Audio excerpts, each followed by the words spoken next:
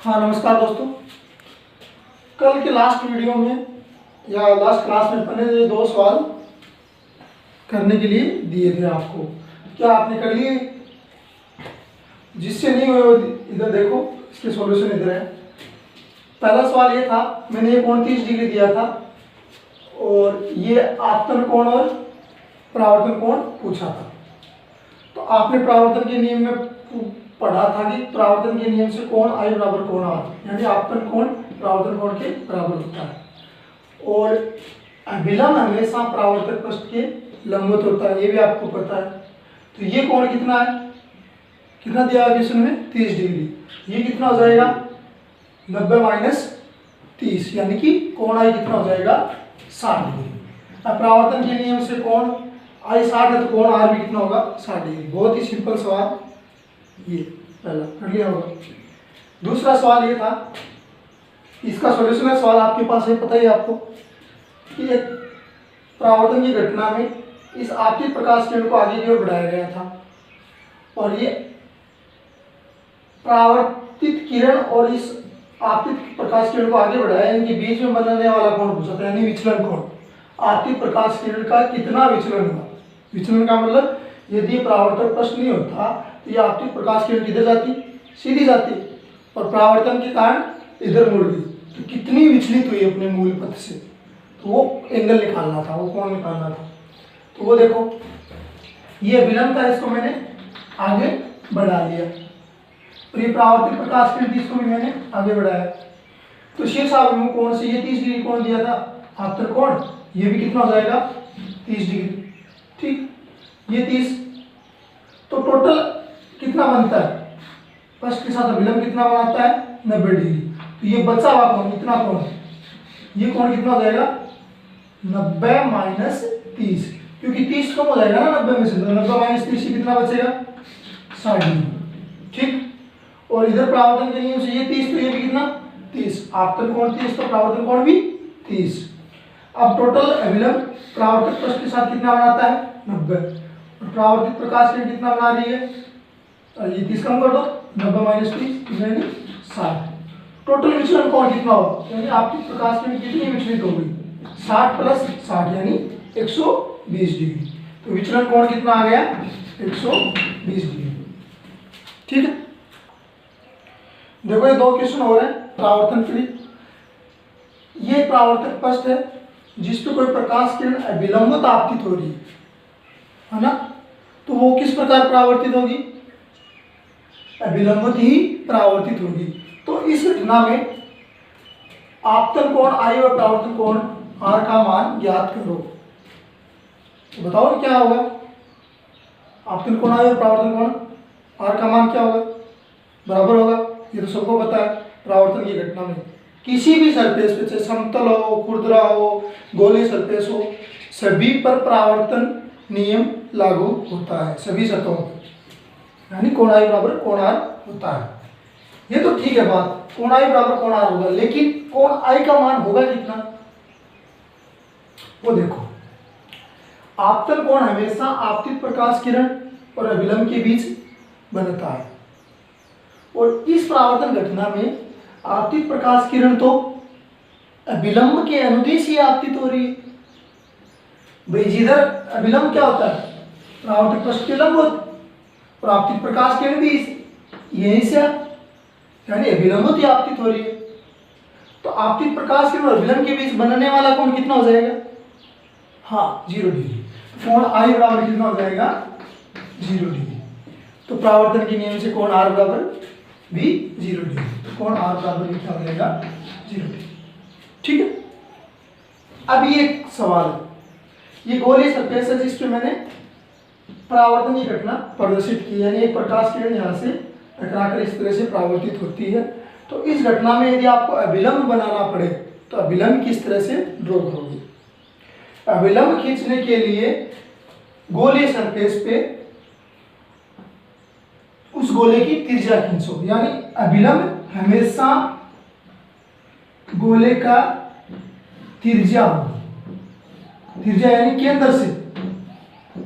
केंद्र से आप एक काल्पनिक रेखा ड्रॉ करोगे, वो अभिलंब होगा। यानी इस परावर्तन घटना में अभिलंब ये बनेगा जो इसके सेंटर से गुजरना चाहिए। इधर परावर्तन की घटना में बनाना चाहो तो अभिलंब ये बन जाएगा, इधर बनाना चाहो तो अभिलंब ये बन जाएगा, और यहाँ पे परावर्तन की घटना हो यहाँ अभिलंब बनाना चाहो तो ये बन जाएगा। अब ये कौन मान लो थीटा है, ये भी क्या जाएगा फिर थीटा।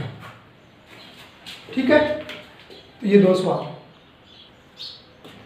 समतल दर्पण, अब अपन समतल दर्पण देखते हैं, उससे बनने वाले प्रतिबिंब के बारे में देखें कैसी बनती है ना, क्या उसकी प्रकृति होती है, क्या करती रहती है।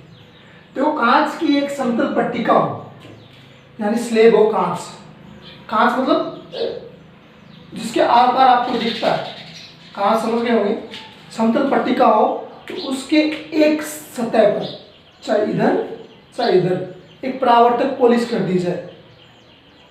वो होती है निकल या चांदी की परावर्तक पॉलिश की जाती है, जो प्रकाश आपतित प्रकाश को परावर्तन करने का कार्य करती है, उसको अंदर से अपवर्तित नहीं होने देती, यानी उसके आर पार गुजरने नहीं देती। वो पॉलिश कर दी जाए तो समतल दर्पण का निर्माण होता है। या आप सब जानते भी हो, घरों में देखा भी होगा, अपना चेहरा देख के आते हो सुबह सुबह क्लास में, तो वो क्या है, समतल दर्पण है, जिसकी एक तरफ लाल लाल पॉलिश की हुई होती है और निकल की पॉलिश होती है। अब उससे बनने वाले प्रतिबिंब के बारे में अपन चर्चा करते हैं। मान लो ये एक समतल दर्पण है,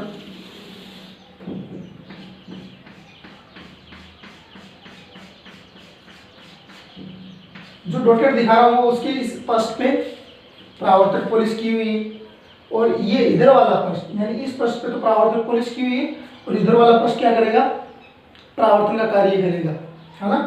तो यहाँ पे मान लो एक पॉइंट मास रखा है, पॉइंट ऑब्जेक्ट रखा है ओ, यानी एक बिंब रखा है।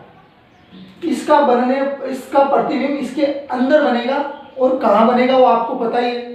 जैसे सुबह सुबह आप देखते हो, आप दर्पण के सामने खड़े हो तो आपको फील होता है, अनुभव होता है कि आपके जैसा ही प्रतिबिंब जितने दूर आप दर्पण से हो उतना ही पीछे बनता है। जैसे जैसे आप पीछे हटते हो तो आपके और दर्पण के बीच में, समतल दर्पण के बीच में दूरी बढ़ती है, तो उतनी ही दूरी आपको अनुभव होती है बनने वाले प्रतिबिंब और दर्पण के बीच।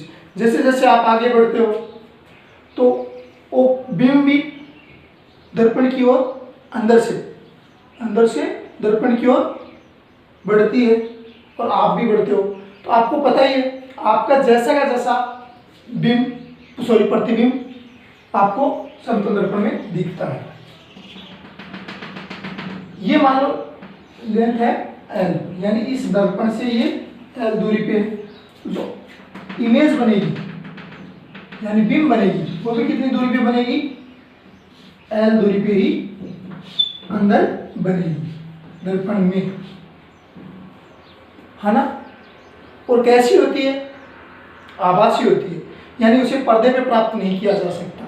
आभास होता है, आपको वास्तव में कोई इमेज नहीं होती, आपको आभास होता है कि आपके जैसा ही अंदर कोई और है ना। उसे पर्दे पे प्राप्त नहीं किया जा सकता। तो ये L डिस्टेंस पे है, तो ये भी L डिस्टेंस दर्पण के अंदर बनती है। अब इसको अपन प्रूव भी करते हैं कि वास्तव में ये L डिस्टेंस है तो ये L होती कि नहीं होती, है ना, उसके बारे में देखें। ठीक है, मान लो यहाँ से कोई प्रकाश किरण आपकी हो रही है सूर्य दर्पण पे, ठीक है। तो ये दर्पण क्या करेगा, उस प्रकाश किरण को परावर्तित करेगा, ठीक है। इसी प्रकार मान लो एक प्रकाश किरण यहां आपकी दूरी, ठीक है, अभिलंब होती, तो ये प्रकाश किरण पुनः उसी पथ से परावर्तित हो जाती है। जैसे इस प्रकाश किरणों को आप आगे बढ़ाओगे तो क्या आपको कहीं मिलती प्रतीत और मिलेंगी, मिलती प्रतीत नहीं, क्या वास्तव में कहीं मिलेंगी, नहीं मिलेंगी। मान लो आपकी यहाँ पे आंख है,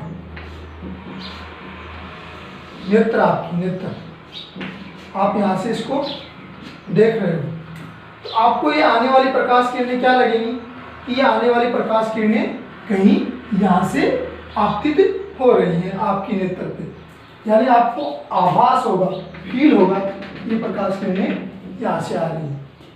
तो आप इस ऑब्जेक्ट की इमेज कहाँ देखोगे, यहाँ देखोगे, इस दर्पण के अंदर यहाँ मिलेगी। ठीक है, अब यहाँ परावर्तन हुआ है तो आप एक अभिलंब ड्रॉ करो। ये क्या हो गया, अभिलंब। तो मान लो ये कोण थीटा है, ये कोण भी कितना होगा, थीटा। ठीक, मैं यहाँ पे पॉइंट दे दूं, ये ऑब्जेक्ट है ओ, या ए बी सी डी, है ना। अब ये कोण थीटा है तो यहाँ पे देखो जेड बन रहा है, ये जेड एकांतर कोण है, ये कोण थीटा तो ये भी कितना होगा, थीटा होगा, है ना। अब ये कोण थीटा है, यानी परावर्तन के नियम से ये आपतन कोण हुआ थीटा, ये परावर्तन कोण हुआ थीटा, ये कोण थीटा तो ये कोण भी थीटा, ये थीटा तो ये कितना हो जाएगा, फिर हो जाएगा थीटा हो जाएगा, क्यों, शीर्षाभिमुख कोण। ठीक है, अब यहां पर भी जेड बन रहा है थीटा, ये कोण भी कितना, थीटा। अब त्रिभुज ए बी डी और त्रिभुज बी सी डी में आप क्या देखोगे कि ये कोण 90 है और इधर ये कोण 90 है, यहाँ पे ये कोण थीटा है और ये कोण थीटा है, और दोनों त्रिभुजों की एक भुजा क्या है, यहाँ पे उभयनिष्ठ भुजा है ना। तो ये परस्पर दोनों त्रिभुज क्या हुए, सर्वांगसम सिद्ध हुए। तो सर्वांगसम त्रिभुजों की भुजाएं भी क्या होती हैं, बराबर होती है, संगत भुजाएं भी, यानी ये भुजा बराबर होगी इसकी और ये भुजा बराबर होगी इसकी। क्यों, सर्वांगसम सिद्ध करने के लिए, किसी भी त्रिभुज में सर्वांगसम सिद्ध करने के लिए या तो उसकी तीनों साइड, दोनों त्रिभुजों की तीनों साइड बराबर होनी चाहिए, यानी तीनों भुजा बराबर होनी चाहिए, या तीनों एंगल, तीनों कोण बराबर होने चाहिए, या दो कोण एक भुजा बराबर होने चाहिए, या दो भुजा एक कोण बराबर होने चाहिए। तो यहाँ पे कौन सा नियम लग रहा है सर्वांग समता के लिए, एंगल साइड एंगल, यानी ए एस के नियम से, मैथ्स में पढ़ा होगा आपने, कोण भुजा कोण नियम से दोनों त्रिभुज क्या हुए, सर्वांगसम हुए। तो सर्वांगसम त्रिभुज है, यानी त्रिभुज ए बी डी सर्वांगसम है, सर्वांगसम है किसके, त्रिभुज बी सी और डी के, बी सी डी किस नियम से, ए एस के नियम से, एंगल साइड एंगल नियम से, नियम से। तो इनकी तीनों भुजाएं भी क्या होंगी, बराबर होंगी। अतः भुजा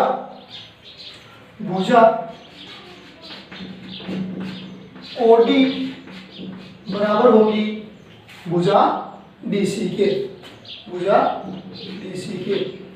ओडी क्या है, ओडी दर्पण से बिंब की दूरी है, और डीसी क्या है, दर्पण से प्रतिबिंब की दूरी। तो ये बात सिद्ध हो गई कि दर्पण से बिंब जितनी दूरी पे रखा होगा, प्रतिबिंब दर्पण के अंदर ही उतनी दूरी पे बनेगा। ठीक है, ओके, उतार लो। हाँ, समतल दर्पण के लिए मुख्य बिंदु, यानी समतल दर्पण की क्या क्या विशेषताएं हैं वो देखो। इसे छोटा क्वेश्चन भी पूछा जा सकता है बोर्ड में इन पॉइंटों से। समतल दर्पण की फोकस दूरी और वक्रता त्रिज्या अनंत होती है, यानी समतल दर्पण होता है, फोकस दूरी और वक्रता त्रिज्या आप देखोगे आगे गोलीय दर्पण पढ़ोगे ना तब समझ में आ जाएगा। वैसे आप 10th में पढ़ के आए, इतना तो पता ही होगा आपको। समतल दर्पण होता है ना, उसका आप एक काल्पनिक गोला बनाने की कल्पना करो तो उसका गोला बनना संभव नहीं है, क्योंकि वो समतल है। आप उसको बढ़ाते जाओ तो वो पट्टिकाएं ही बनती रहेगी, फिर उसकी त्रिज्या क्या होगी, वो तो अनंत ही होगी ना त्रिज्या, और त्रिज्या की आधी होती है फोकस दूरी, तो फोकस दूरी भी क्या हो जाएगी, फिर अनंत हो जाएगी। ठीक है। बनने वाले प्रतिबिंब के लिए क्या क्या विशेषताएं हैं? बनने वाले प्रतिबिंब की आकृति कैसी होती है, यानी समतल दर्पण के सामने बिंब रखा है तो बिंब जितनी आकृति का है उतनी ही आकृति का प्रतिबिंब आपको अनुभव होता है, यानी प्रतीत होता है। दर्पण के अंदर बनने वाला प्रतिबिंब की आकृति भी सेम टू सेम उतनी ही होती है जितनी बिंब की आकृति है। ठीक है। स्थिति, पोजीशन, यानी बनने वाला प्रतिबिंब कहाँ बनता है, तो इसमें फोकस दूरी वो तो है नहीं, है ना। तो आपको पता ही है दर्पण से आप जितनी दूरी पे हो आपका प्रतिबिंब दर्पण के अंदर उतनी ही दूरी पे बनता है। तो ये पॉइंट है। बिंब व दर्पण के बीच की दूरी के बराबर दूरी पर समतल दर्पण के अंदर बनता है, यानी समतल बिंब यानी वस्तु और समतल दर्पण के बीच की दूरी है उतनी ही दूरी रहती है समतल दर्पण और बनने वाले प्रतिबिंब के बीच की दूरी। ठीक। प्रकृति यानी होता कैसा है, रियल है या वर्चुअल कैसा है, तो आभासी व सीधा होता है यानी काल्पनिक होता है, यानी वास्तव में कोई पर्दे पे उस प्रतिबिंब को प्राप्त नहीं किया जा सकता, वास्तविक प्रतिबिंब वो नहीं होता, है ना। ठीक है, ये बहुत ही इंपॉर्टेंट है। यानी पूरा प्रतिबिंब, यानी जैसे मेरी हाइट है, मेरी हाइट पूरी किसी समतल दर्पण में देखने के लिए कम से कम कितनी हाइट का समतल दर्पण होना चाहिए, तो वो है, उसका आंसर ये है, पूर्ण प्रतिबिंब देखने के लिए कम से कम बिंब ऊंचाई की आधी ऊंचाई का दर्पण होना चाहिए। बिंब की जितनी ऊंचाई है उसकी आधी ऊंचाई का दर्पण कम से कम होना चाहिए, उससे ज़्यादा हो तो कोई दिक्कत नहीं। ठीक है। जैसे मान लो मेरी हाइट है 6 फुट, सपोज करो मेरी हाइट 6 फुट है, तो दर्पण की हाइट कितनी फीट होनी चाहिए, हाँ 3 फीट होनी चाहिए। दर्पण की हाइट कितनी होनी चाहिए, 3 फीट कम से कम, उससे ज़्यादा हो तो कोई दिक्कत नहीं है, ये उतार लो। ठीक है, ये इंपॉर्टेंट बिंदु है। हाँ, अब ये पॉइंट था कि पूर्ण प्रतिबिंब देखने के लिए कम से कम बिंब ऊंचाई की आधी ऊंचाई का दर्पण होना आवश्यक है, तो उस बात को अपन सिद्ध करते हैं। सिद्ध करो समतल दर्पण की न्यूनतम ऊंचाई बिंब की ऊंचाई की आधी होती है। बात तो एक ही हुई, है ना। तो इसको वैसे बोर्ड एग्जाम में पूछा नहीं जाता, नहीं आरबीएसई बोर्ड बुक में दिया हुआ है क्वेश्चन, इसको डायरेक्ट बताए रखा है, जानना होना चाहिए, छोटा क्वेश्चन यहाँ से पूछ सकते हैं, लेकिन अपन कोशिश करते हैं सिद्ध करने की। ठीक है, तो ध्यान से देखो, ये एक समतल दर्पण है, तो इसके सामने ये है कि व्यक्ति खड़ा है, मान लो ये व्यक्ति का सर और ये व्यक्ति की आंख और ये व्यक्ति के पैर। ठीक है, अब इसका प्रतिबिंब बनेगा तो क्या होगा, इसके प्रत्येक बिंदु से यहां पर प्रकाश किरणें आपतित होंगी, फिर वो परावर्तित होकर, परावर्तित प्रकाश किरणें तो कहीं मिलेंगी नहीं, तो उनको पीछे बढ़ाने की कल्पना की जाएगी, तो वो कहीं मिलती हुई प्रतीत होंगी, तो वहां पर उसका ऐसा कैसा इमेज बन जाएगा। तो अपने को कोई बिंदु प्राप्त करने के लिए, जैसे ये बिंदु है, ये कहाँ बनेगा, इसके लिए इसको कम से कम अपने पास 2 इमेज और 2 प्रकाश किरणें होनी चाहिए, यानी दोनों प्रकाश किरणें जहाँ काटती है वहां पर ये ए बिंदु बन जाएगा इधर प्रतिबिंब में, कम से कम, ज़्यादा हो तो कोई दिक्कत नहीं। तो यहाँ से मैं एक प्रकाश किरण इस पर आपतित करवाता हूँ, तो यहाँ से ऐसे के प्रकाश किरणें आपतित होंगी, उनमें से मैं कोई प्रकाश किरण लेता हूँ, जैसे मान लो ये प्रकाश किरण इस तरह से ये आपतित हो रही है यहाँ पे। ठीक है, तो ये प्रकाश किरणें परावर्तित होकर किस पे पहुंची, इसी मान लो कि नेत्र पे पहुंची। ठीक है, तो इसको क्या लगेगा कि ये प्रकाश किरण कहाँ से आ रही है, कहीं पीछे से आ रही है, यहाँ से आ रही है ना। इसको ये प्रकाश किरण यहाँ से आती हुई प्रतीत होगी, या इसको मैं थोड़ा अच्छे से करूँ तो पहले मान लो आपको इतना तो पता ही चल गया होगा, तो चोरी भी कर सकते हो आप, एक बिंदु क्या बना सकते हो, जितनी दूरी पे है उतना ही पीछे यहाँ पे मान लिया ए डेक्स, तो यहाँ से प्रकाश किरण जो आपतित हो रही वो वास्तव में क्या हुआ था,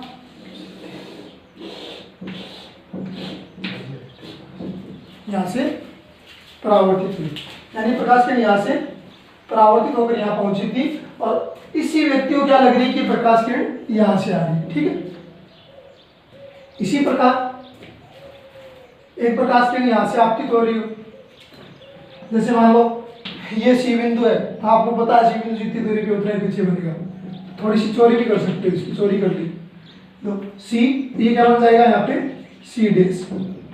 ठीक है, तो यहाँ पर एक प्रकाश किरण, कोई प्रकाश किरण यहाँ से परावर्तित होकर यहाँ जाएगी तो आपको क्या लगेगा, पहले मान लो ये प्रकाश किरण यहाँ पे परावर्तित होकर आ रही है, तो वो प्रकाश किरण वास्तव में कहाँ से आई थी, यहाँ से आई थी। ठीक, समझे बात? देखो दोबारा देखो, इस चीज से टकराने वाली आपतित होने वाली प्रकाश किरण यहाँ से परावर्तित होकर इसी मनुष्य के नेत्र पे पहुंची, तो अपने आँख की इतनी पावर तो है नहीं कि प्रकाश किरण परावर्तित होकर आने वाली को अपन देख सकें, तो उसने क्या फील किया, अपने माइंड ने क्या सोचा कि प्रकाश किरण यहाँ से आ रही है। इसी प्रकार इसके टेल से यहाँ पर आपतित प्रकाश किरण परावर्तित होकर यहाँ पहुंची, तो इस व्यक्ति ने क्या सोचा कि प्रकाश किरण यहाँ से आ रही है, इसके माइंड ने ये अनुभव किया। ठीक है, और बाकी अब शीर्ष और पैर से प्रकाश किरण ने यहाँ से इस बिंदु से परावर्तित होकर पहुंच रही है, तो बाकी इसके अंदर से ही परावर्तित होकर यहाँ पहुंचेंगे, है ना, बाकी भी इतने भाग से परावर्तित होकर यहाँ पहुंचेंगे। ठीक है, इतनी बात समझ में, आगे करते हैं। हमने क्या मानी, बिंब में मनुष्य की क्या है, नेत्र, तो यहाँ प्रतिबिंब में भी ये नेत्र बनेगी, यहाँ पे क्या बनेगी, नेत्र बनेगी, उसको आपने मान लिया बी डैश, तो ये हुआ प्रतिबिंब। ठीक है, इसको मैं अच्छे से मिला दो, काम आएगी। ठीक, अब देखो ये बी ए डैश बी डैश, और इसको मैं नाम दे दिया पी और क्यू। ठीक है, और इसी प्रकार इस त्रिभुज में B B dash C dash, ये क्यू है, इस बिंदु को मैंने नाम दे दिया आर। ठीक है, तो इस बड़े वाले ट्रायंगल को आप बाहर निकालो, कौन से वाले को, बी ए डैश बी डैश को बाहर निकालो, यहां बिंदु बी ए डैश, नीचे बी डैश, और बी से ये मिला तो पी क्यू यहाँ पे मिला दो, पी क्यू, कौन सा त्रिभुज, बी ए डैश बी डैश। अब इसमें देखो त्रिभुज बी पी क्यू और त्रिभुज बी ए डैश बी डैश, दोनों क्या है, समरूप है, ये 90 ये 90, अब ये कोण जितना है उतना ही ये संगत कोण बोलते हैं। अब दो कोण बराबर तो तीसरा भी, ये वेनिस्ट कोण हो गया दोनों का, इस त्रिभुज का भी ये कोण है और इस त्रिभुज का भी कोण है, तो दोनों त्रिभुज क्या है, समरूप है। तो समरूप त्रिभुज की क्या विशेषता होती है, गणित में पढ़ा होगा आपने, संगत भुजाओं का अनुपात बराबर होता है, यानी बड़ी वाले त्रिभुज और छोटे वाले त्रिभुज में संगत भुजाओं का अनुपात बराबर होता है। यानी संगत भुजा मैंने ये मान ली, संगत का मतलब ये है कि बड़ी वाले त्रिभुज की ये भुजा, छोटे वाले त्रिभुज की ये भुजा परस्पर क्या है, संगत है, और बड़ी वाले त्रिभुज की ये भुजा, छोटे वाले त्रिभुज की ये भुजा क्या है, परस्पर संगत भुजाएं, बड़ी वाले त्रिभुज की ये भुजा, छोटे वाले त्रिभुज की भुजा संगत भुजाएं। तो अनुपात क्या होता है, समरूप त्रिभुज के लिए संगत भुजाओं का अनुपात बराबर होता है। ए डैश बी डैश किसके संगत कौन सी है, पी क्यू, पी क्यू। ठीक है, बराबर है किसके, बी बी डैश, बड़ी वाली ऊपर बड़ी वाली त्रिभुज का अनुपात दिया तो यहाँ पर भी बड़ी वाली त्रिभुज का अनुपात दो, हाँ मान लिखो बी बी डैश बट्टा छोटे वाले त्रिभुज, इसके संगति है ना बी क्यू। ये पी क्यू को मैं कुछ मान लूँ, पी क्यू होगा मान लो एक्स, ठीक, तो ए डैश बी डैश बट्टा एक्स बराबर बी बी डैश। अब ये बी बी डैश कितनी होगी? मान लो ये दर्पण से बीम है एल दूरी पे, कितनी दूरी पे? एल। तो बनने वाला प्रतिबिंब कितनी दूरी पे होगा? एल पे होगा, अभी देखा आपने। तो ये बी बी डैश कितनी हो जाएगी? बी बी डैश हो जाएगी एल प्लस एल 2एल बट्टा बी क्यू। बी क्यू ये कितनी हो जाएगी? एल हो जाएगी, है ना। तो देखो बी क्यू ये दर्पण से बीम की दूरी एल है और दर्पण से प्रतिबिंब की दूरी भी क्या होगी? दर्पण के अंदर कितनी दूरी पे होगा? प्रतिबिंब भी एल दूरी पे। टोटल 2l बट्टा एल, एल से एल कैंसिल। तो ए डैश बी डैश बराबर क्या हो गया? 2x आ गया। यानी ए डैश बी डैश कितना है? यहाँ से लेकर यहाँ तक की डिस्टेंस कितनी है? 2x है, ठीक है। इसी प्रकार इस त्रिभुज को बाहर निकालो, B B dash C dash को। कौन से वाले त्रिभुज को? B B dash C dash को। मैं इधर बढ़ा लूँ, नीचे बढ़ा लूँ, बी ये बिंदु बी डैश और ये सी डैश। छोटा बना लेता हूँ, नीचे दिखता नहीं होगा।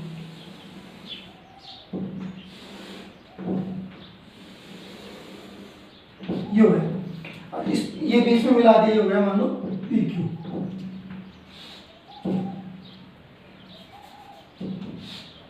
ये पी समझने के लिए, वैसे तो इसमें देख सकते हो B B dash C dash, ये क्या है? P Q.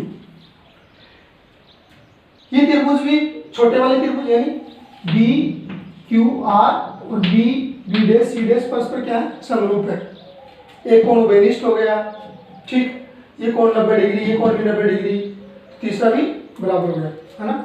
आप जानते हो इतना तो सब। तो इनकी भी संगत भुजाओं का अनुपात क्या होगा? बराबर होगा, ठीक है। तो इधर लिखता हूँ मैं,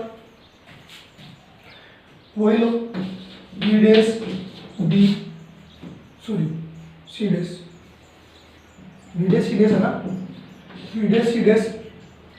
अब इसके संगत कौन सी है? क्यू आर बराबर है